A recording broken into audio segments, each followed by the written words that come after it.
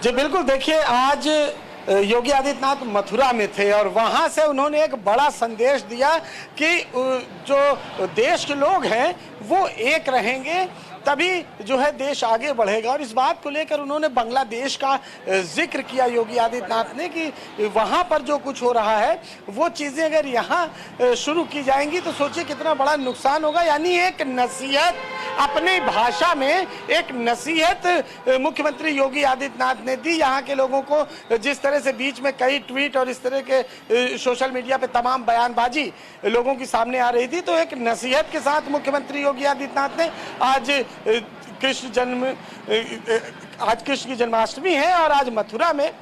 मुख्यमंत्री मौजूद थे और इसी बात को लेकर बांग्लादेश के बहाने उन्होंने यहाँ के लोगों को एक रहने की सलाह दी कि अगर हम बंटते हैं तो उसका हाल क्या होता है। बांग्लादेश जैसा एक नया देश जैसे बना था, उन्होंने ये भी कहा कि 1947 के समय पूरा भारत यानी एक था, न पाकिस्तान था न बांग्लादेश था, और जब बटा पाकिस्तान और बाद में फिर सन 71 में बांग्लादेश, तो किस तरह की स्थिति पाकिस्तान की है, किस तरह की स्थिति बांग्लादेश की है, इसको अपनी भाषा में, सीधी भाषा में आज मुख्यमंत्री योगी आदित्यनाथ ने इस बात को लोगों से कहा।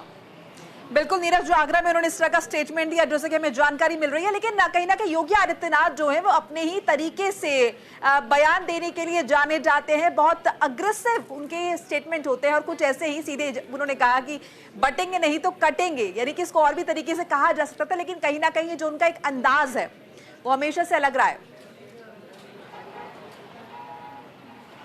जी बिल्कुल, देखिए उनका यही अंदाज है और यही अंदाज लोग पसंद भी करते हैं। उत्तर प्रदेश के मुख्यमंत्री योगी आदित्यनाथ का और पूरे देश में सनातन का एक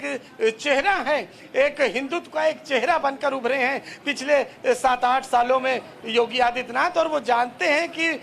किस तरह से अपनी भाषा में, उनकी भाषा यही है, आप पुराने बयान उठा लीजिए, जब वो मुख्यमंत्री नहीं थे तब भी और जब मुख्यमंत्री बन गए उसके बाद भी वो अपनी भाषा में अपने तरीके से अपने लोगों को संदेश देते हैं। और ये संदेश था कि एकता में रहना है, अलग अलग बंटना नहीं है, तभी देश तरक्की करेगा, तभी प्रदेश तरक्की करेगा, और अगर हम बटेंगे तो उसका हाल बांग्लादेश जैसा हो जाता है। नीरज, लेकिन कहीं ना कहीं योगी आदित्यनाथ के इस बयान को लेकर राजनीतिक गलियारों में क्या प्रतिक्रियाओं का दौर भी शुरू हो चुका है, क्योंकि जाहिर तौर पर जब उन्होंने स्टेटमेंट दिया है तो इस स्टेटमेंट को हिंदुस्तान में मेजॉरिटी एकजुट रहे इससे जोड़कर भी देखा जाना मुमकिन है विपक्ष द्वारा।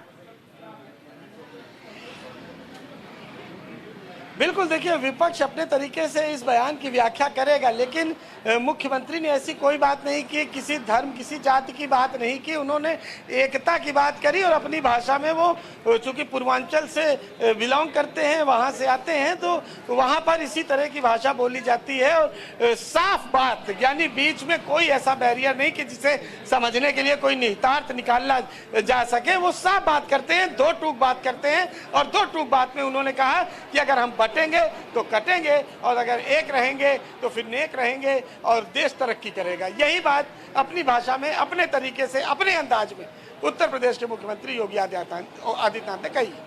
बिल्कुल नीरज, आपसे ये भी जानना चाहेंगे कि इस परिप्रेक्ष्य में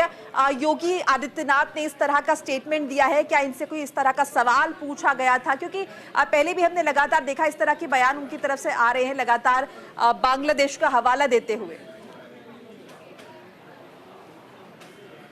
जी देखिए, जब से बांग्लादेश की घटना घटी है तमाम विपक्षी दल इस पर बोल नहीं रहे हैं और अपने पूरे भाषण में योगी आदित्यनाथ ने कहा कि लोग फिलिस्तीन की तो चिंता कर रहे हैं, यानी सीधे तौर पर निशाना साधा ओवैसी पर और तमाम विपक्ष के नेताओं पर जो जय फिलिस्तीन का नारा इस देश में रह के लगाते हैं और भारत माता की